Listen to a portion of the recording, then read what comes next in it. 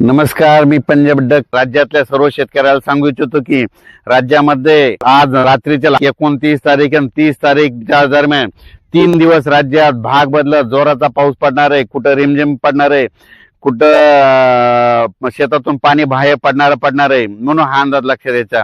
आणि राज्यातल्या सर्व शेतकऱ्यांसाठी आनंदाची बातमी, राज्यात नोव्हेंबरच्या पहिल्या आठवड्यात थंडीला सुरुवात होणार आहे आणि पाऊस निघून जाणार आहे. वरून राजा निघून जाणार आहे. पाऊस विड्रॉल होणार आहे, पाऊस निघून जाणार आहे. म्हणून सर्वप्रथम आनंदाची बातमी. आणि राज्यातल्या सर्व शेतकऱ्याला सांगू इच्छितो की राज्यामध्ये म्हणजे 1 तारखेपासून 1 नोव्हेंबर पासून राज्यात धुई, काही जण धुई मानतात, काही जण धुके मानतात, विदर्भात धुराळे मानतात. धुई धुके धुराळे येणार आहे. म्हणून हा अंदाज सर्व शेतकऱ्यांनी लक्षात घ्यायचा. म्हणजे राज्यात फक्त आता 29 तारीख आणि 30 तारीख आणि 31 पर्यंत कमी प्रमाणात राहणार आहे. म्हणून हा अंदाज लक्षात आहे. म्हणजे राज्यात 3 दिवस आता चांगले पावसाचे आहेत. म्हणून हा अंदाज लक्षात द्यायचा.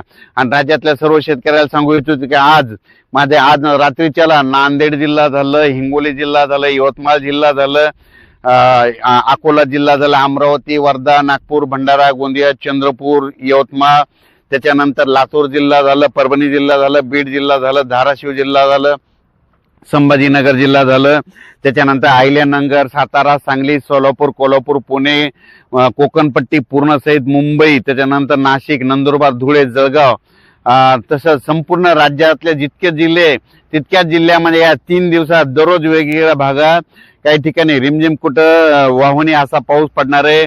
म्हणून हा अंदाज लक्षात घ्यायचा. राज्यात मध्ये हा पाऊस रात्रीच्याला विजेच्या कडकडाटासह असणार आहे.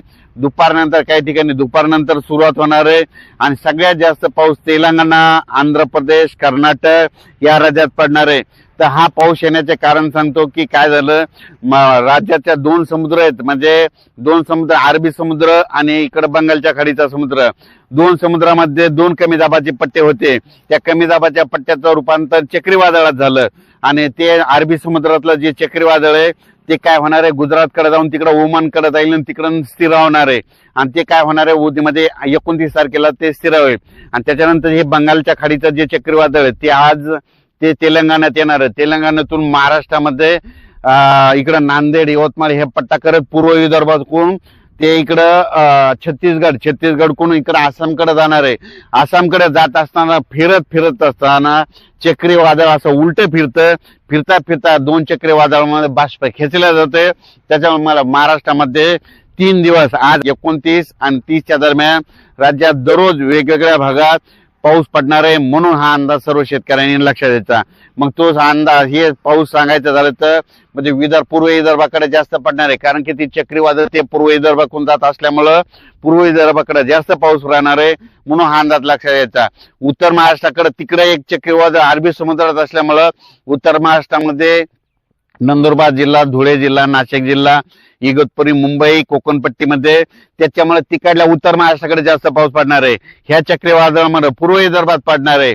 आणि दोन्ही चक्रीवादळाच्या म्हणजे घेरामध्ये महाराष्ट्रामध्ये जे जिल्हे आहेत त्याच्यामध्ये काय होणार आहे, भाग बदलत वेगवेगळ्या ठिकाणी विखुरलेल्या स्वरूपाचा जोराचा पाऊस पडणार आहे. हा अंदाज लक्षात.